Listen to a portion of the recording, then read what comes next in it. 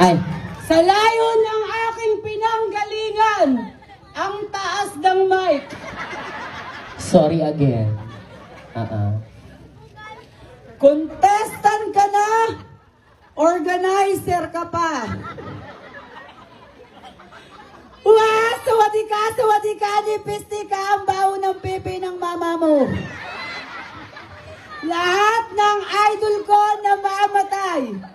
Si Mahal namatay. Si Susan Roses namatay.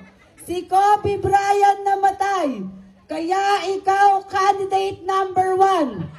Idol din kita. Kaya mamatay ka na. At sa dinami-dami ng idol kong namatay, candidate number 3, ba't di ka pa sumabay? Each and every candidate wants to be remarkable. And for I, when we say the